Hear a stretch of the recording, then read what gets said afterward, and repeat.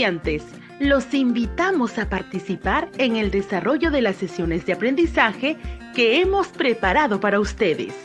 Aprendo en casa.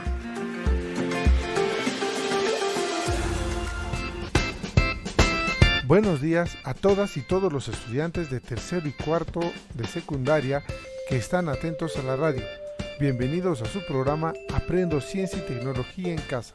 Soy Wilfredo Palomino y junto a Rocío Solano les acompañaremos el día de hoy. Buenos días, Rocío, tu saludo.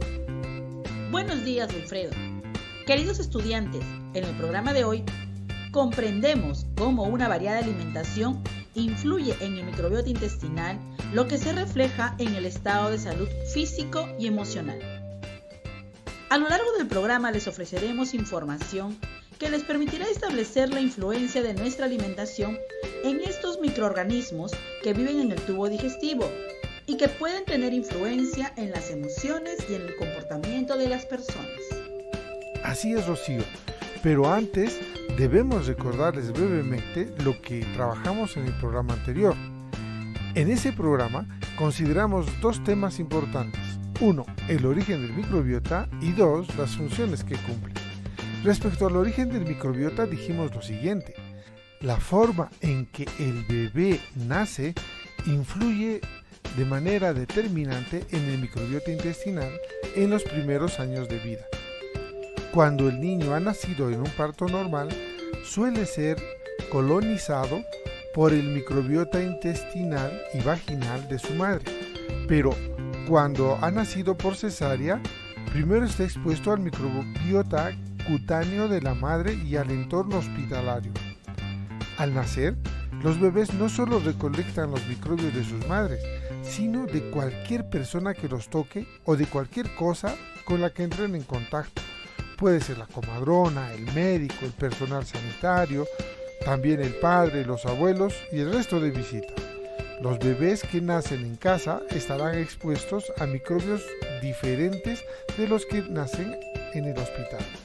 Nuestro microbiota intestinal evoluciona a lo largo de toda la vida, de la niñez a la vejez, así que no es la misma. De las funciones que cumplen los microbios dijimos: primero, las funciones del microbiota intestinal son múltiples, como la defensa, ya que nos defiende contra microorganismos nocivos. También enseña al sistema inmunitario a distinguir entre aquellos microorganismos que son amigos o enemigos. La nutrición también es otra función importante. Permite la digestión de ciertos alimentos como las fibras alimentarias que las personas no podemos digerir.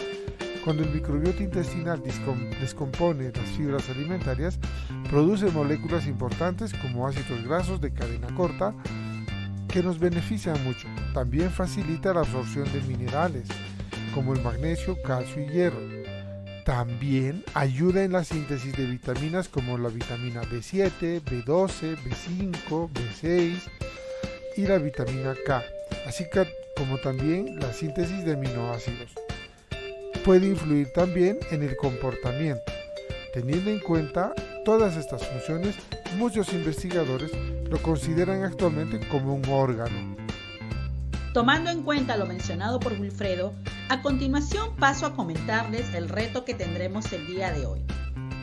Explicar por escrito cómo la alimentación influye en el microbiota intestinal y por qué podría reflejarse en el estado de salud físico y emocional. Para lograrlo, seguiremos los siguientes pasos. Paso 1. Tomar nota de las ideas importantes que iremos mencionando en el programa. Paso 2. Realizar un cuadro o algún organizador visual para sistematizar la información. Paso 3.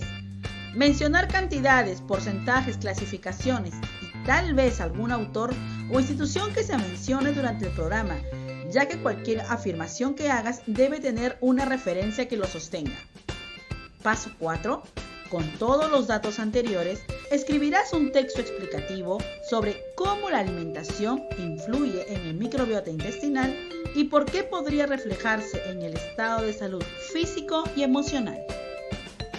Llegó el momento de iniciar la aventura de acercarte al mundo de la ciencia y tecnología desde la casa y reconocer cómo este conocimiento puede hacer mejor tu vida. también que puedas comprender el funcionamiento del mundo en el que habitamos. Por eso será importante que prestes a la conversación que tendremos con Rocío, ya que iremos comentándoles algunas ideas que les servirán para que puedan lograr la meta del programa de hoy. Les recordamos que este es el programa de radio del Ministerio de Educación para estudiantes de tercer y cuarto grado de educación secundaria Aprendo en Casa. Queridos estudiantes, este programa lo desarrollaremos en dos partes. En la primera parte, consideraremos la relación que hay entre la alimentación y el microbiota. Y en la segunda parte, hablaremos de las pruebas que los científicos están presentando acerca de la relación entre el microbiota y el estado de salud físico y emocional. En el programa anterior, les planteamos las siguientes preguntas.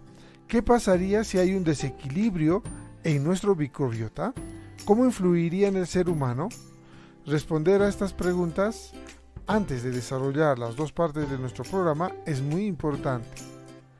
Hasta ahora, ya sabemos que el cuerpo humano alberga en sus diferentes partes, intestino, piel y demás, grupos de microorganismos vivos, como bacterias, hongos y virus, llamados microbiota, y que cuando se encuentran en equilibrio nos ayudan a mantener una buena salud. Pero cuando este equilibrio se rompe, hablamos entonces de disbiosis, que puede asociarse a diferentes tipos de trastornos según la localización del microbiota afectado. Por ejemplo, la gastroenteritis, que es la infección de la mucosa intestinal. Los síntomas más comunes son la diarrea, calambres, náuseas, vómitos. En la enfermedad de Crohn, que ocasiona dolor abdominal, diarrea, pérdida de peso, anemia y fatiga, así como algunos cánceres gastrointestinales, pero también la depresión, la diabetes, algunas alergias o incluso enfermedades de la piel como el eczema, que es la afección que tiene la piel que se vuelve roja, escamosa, irritada y con picazón. Podrían estar asociados todas estas enfermedades que les he mencionado a los microbiotas. Así que necesitamos comprender qué es la disbiosis y cómo afecta a la salud de las personas. Atentos. Así es, Wilfredo. La disbiosis es un desequilibrio, tanto cuantitativo como cualitativo, que se produce en la variedad de bacterias que habitan en los intestinos y que afecta a su función metabólica y a su correcta distribución por el intestino. Este desequilibrio puede tener su origen, como se verá más adelante, en causas muy diversas, como trastornos dietéticos provocados por un elevado consumo de proteínas animales, especialmente la carne roja, azúcares simples, estrés o una administración abusiva de fármacos. Según menciona Miguel Ángel Almodóvar en su libro El segundo cerebro, estos cambios en la concentración bacteriana intestinal provocan el desarrollo o el empeoramiento de distintos trastornos que pueden ir desde la simple hinchazón abdominal, ocasionales migrañas o el reflujo esofágico, a problemas de mayor envergadura como son el estreñimiento crónico, la enfermedad inflamatoria intestinal o la artritis reumatoide. Entrando en algunos detalles más, Miguel Ángel Almodóvar menciona otros síntomas de la disbiosis y dice, entre los síntomas más comunes que alertan sobre una posible disbiosis intestinal, cabe citar la flatulencia, lengua blanca, alergias alimentarias, estreñimiento, escozor frecuente en los ojos, nariz o el ano, agitación y nerviosismo, dolor en las articulaciones sin motivo aparente, dolores de cabeza y migrañas, así como infecciones en las mucosas, problemas en la visión, bajones anímicos, problemas para conciliar el sueño, intolerancia a sustancias químicas, cansancio crónico, agujetas o problemas musculares repetidos y sin causa aparente, inflamaciones de la vejiga, inflamaciones repetidas de la vejiga, síndrome premenstrual y calambres en el abdomen inferior para algunas mujeres. Pero, ¿por qué se produce la disbiosis? ¿Qué dicen los científicos? Rocío les comentará al respecto. Los investigadores mencionan diferentes factores para que una persona desarrolle una disbiosis. Entre ellos mencionan el cambio brusco del entorno y de la dieta, el escaso consumo de fibra y alimentos fermentados y un elevado consumo de carne, harinas, grasas vegetales y comida rápida en general. La toma de medicamentos como los antibióticos, especialmente la automedicación o el abuso de consumo de antibióticos que disminuye las poblaciones de bacterias beneficiosas, favoreciendo el incremento de las bacterias oportunistas. Consumo de alcohol y de tabaco, las infecciones bacterianas, virales o parasitarias, el estrés, la sobrecarga de trabajo, de tareas escolares, la crisis económica o los problemas familiares inadecuadamente manejados. También está la higiene excesiva, el abuso de útiles de aseo bactericidas. La disbiosis de la microbio intestinal, de esta manera, ha sido vinculada a una amplia variedad de enfermedades humanas, a lo que se suma que otras investigaciones científicas ya sacaron a la luz una conexión entre intestino y cerebro en el pasado. Ahora que ya tenemos una imagen panorámica de lo que es la disbiosis y los efectos que puede tener en la salud de las personas, podemos comenzar a revisar la relación que hay entre la alimentación y el microbiota. Rina María González y Gabriela Bravo Ruiseco de la Universidad Autónoma Metropolitana de Xochimilco, en su artículo El microbiota humano, publicado en el año 2017, dicen: la dieta es un factor determinante para la composición del microbiota intestinal, desde la primera etapa de la vida hasta una edad avanzada. Se calcula que a lo largo de toda una vida, una persona puede acabar comiendo 60 toneladas de alimento, que pasan a través del tubo digestivo. A lo largo de millones de años, los microbios intestinales han coevolucionado con nuestro propio cuerpo para que juntos podamos hacernos cargo de semejante cantidad de comida. Se trata de una compleja relación de beneficio mutuo. Los microbios de nuestro intestino tienen una gran actividad metabólica y sintetizan una enorme cantidad de compuestos distintos que pueden tener efectos sobre ellos mismos y sobre su hospedero, es decir, nosotros. Nuestros microbios influyen en el control de nuestro metabolismo, en cómo digerimos y cómo almacenamos los nutrientes. Así es, Wilfredo. La comida que comemos no solo afecta directamente a nuestros cuerpos, sino que también influye en el microbiota. Nuestra comida también es alimento para nuestros microbios y diferentes dietas pueden influir en la comunidad microbiana. El tipo de dieta puede ser crucial para tener un microbiota sano. La actividad de nuestros microbios hace que algunos nutrientes sean más fácilmente asimilables por nuestro intestino. Se calcula que el 10% de las calorías que absorbe nuestro cuerpo dependen de nuestros microbios. Ahora cabe preguntarse, ¿cómo se reflejaría entonces un cambio en el microbiota intestinal en el estado de salud físico y emocional? Presten atención a lo que les comentaremos a continuación. En un programa anterior, les dijimos que el tracto digestivo posee su propia red de neuronas, llamada sistema nervioso entérico, el cual está vinculado a su vez al cerebro a través del nervio vago. Este eje facilita la comunicación bidireccional entre el intestino y el cerebro, que ejercen entre sí influencia mutua. Si bien nuestras emociones actúan sobre nuestro intestino, las bacterias intestinales producen moléculas químicas que pueden ejercer un efecto en la pared intestinal y transmitir mensajes al cerebro. Las bacterias intestinales influirían, por lo tanto, en nuestro comportamiento a través del sistema nervioso entérico. Así es, Wilfredo. Los neurotransmisores producidos por las bacterias intestinales podrían ejercer su acción en las células de la pared intestinal, haciendo que éstas transmitan el mensaje al sistema nervioso central por conducto de las neuronas del tracto digestivo conectadas con el cerebro. Investigadores de la Universidad Católica de Lovaina, UCL, en Bélgica, han observado que la mayoría de las bacterias intestinales humanas producen neurotransmisores, que son sustancias químicas como la dopamina y la serotonina, que permiten a las neuronas, las células nerviosas del cerebro, comunicarse entre ellas.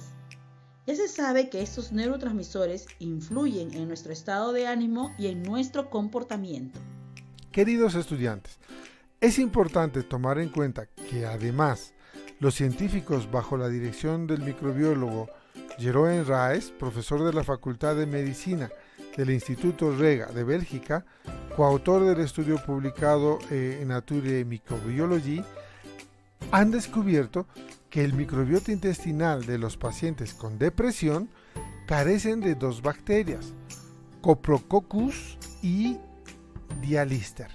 Sin embargo, el hecho de que estas dos bacterias no se encuentren en el microbiota de las personas depresivas no significa, sin embargo, que esto sea la causa de la depresión. Los científicos se muestran cautos a la hora de interpretar estos resultados. Podría simplemente explicarse porque las personas depresivas se alimentan de forma diferente, lo cual alteraría la composición de su microbiota intestinal. Para evaluar esta causalidad, sería necesario llevar a cabo nuevos estudios. Wilfredo, la pregunta de ¿qué hacer para tener un microbiota sano? Cae por su propio peso. Según hemos comentado, la disbiosis es el mal estado del microbiota. Así que todo lo contrario debe significar que se está bien. En ese sentido, Paul Cotter, microbiología de la Universidad de Irlanda, dice que un microbiota intestinal sano se compone de diferentes tipos de microorganismos, como bacterias, hongos y virus, que producen miles de potentes compuestos y coexisten armoniosamente en el hábitat del intestino hospedador. Según Paul Cotter, una alta diversidad microbiana siempre es deseable, no solo en el caso del ser humano, sino también de otras especies, como por ejemplo los bovinos, los cerdos, los caballos, los peces, inclusive los insectos. Todos estos, incluso también en el entorno, como los suelos, las fábricas de tratamiento de residuos o de los alimentos artesanales fermentados. Así es, Rocío. Este mismo investigador recomienda comer variado para conservar la diversidad del microbiota intestinal a lo largo de toda nuestra vida. Asumir un estilo de vida saludable y comer variado nos permite mantener la diversidad de nuestro microbiota. Dice, una alimentación variada incluye gran cantidad de frutas y verduras ricas en vitaminas, nutrientes, fibras y antioxidantes, ya que aportan además un equilibrio entre los productos de origen animal y vegetal. Y no hay que olvidar a nuestros grandes aliados, los productos fermentados, algunos de los cuales contienen probióticos o prebióticos. Los prebióticos son alimentos que contienen fibras que alimentarán a las bacterias de nuestro microbiota. Estos prebióticos se encuentran en las cebollas, por ejemplo, el ajo, los plátanos, las legumbres y las papas cocidas. Los datos presentados por el American Gut Project revelan que el consumo semanal de más de 30 alimentos variados de origen vegetal está vinculado a un microbiota intestinal ampliamente diversificado. Y por último, es importante hacer ejercicio regularmente, el que prefiera, así como dormir bien, gestionar bien el estrés e hidratarse convenientemente. Wilfredo, antes de terminar, necesitamos explicar a nuestros estudiantes qué son los probióticos y los prebióticos. Los probióticos son microbios vivos que pueden agregarse a la fórmula de muchos diferentes tipos de productos, incluyendo alimentos, medicamentos y suplementos dietéticos. Por ejemplo, ustedes habrán visto el yogur, el suero de leche, algunos tipos de quesos, pepinillos y berenjenas encurtidos enriquecidos con estos probióticos. Los prebióticos son sustancias de la dieta que nutren a grupos seleccionados de microorganismos que habitan en el intestino. Favorecen el crecimiento de bacterias beneficiosas por sobre las peligrosas, como por ejemplo, las fuentes principales son el ajo, la cebolla, las alcachofas, los plátanos y otras frutas, la miel, el trigo, la avena y otros cereales, además de la soya y demás legumbres, los espárragos, la chicoria y otros.